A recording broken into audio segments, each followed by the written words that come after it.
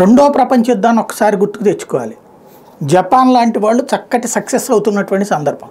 కానీ ఆ విజయ గర్వంతో లేకపోతే గెలుపు అహంభావంతో తీసుకెళ్ళి అమెరికాలో అసలు ఆ యుద్ధంలో పార్టిసిపేట్ చేయని అమెరికాలోని పెరల్ హార్బర్ మీదకి తీసుకెళ్ళి బాంబులేసింది.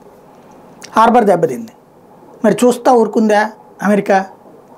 2 అణుబాంబులు తీసుకొచ్చి నాగసాకి హిరోషిమా మీదన వదిలిపెట్టింది.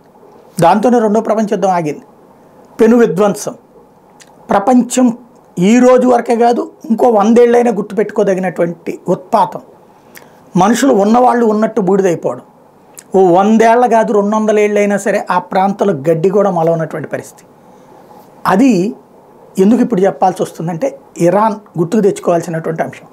ప్రశాంతంగా సాగుతున్నటువంటి భారతీయ నౌకలోకి వేలు పెట్టింది. హౌతీ తీవ్రవాదులకి భారత్కి ఏమైనా సంబంధం ఉందా? హిజ్బుల్లా తీవ్రవాదులకి భారత్కి ఏమైనా సంబంధం ఉందా? లేకపోతే లెబనాన్లో ఇదే వీళ్ళ పేరేంటి హమాస్ తీవ్రవాదులకి భారత్కి ఏమైనా సంబంధం ఉందా? అసలు మనం ఏమన్నా వాటిట్లో ఉన్నామా?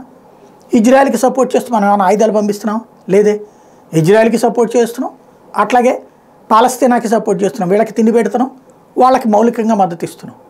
కానీ అట్లా కాదు, మా శత్రువుకి మీరు శత్రువుగా ఉండాల్సిందే అని హెచ్చరిస్తూ వస్తున్నటువంటి హౌతీ తీవ్రవాదులు, హమాస్ తీవ్రవాదులు, హిజ్బుల్లా తీవ్రవాదులు వీళ్ళందరినీ నడిపించే ఇరాన్ భారత్ని కవ్వించింది, రెచ్చగొట్టింది.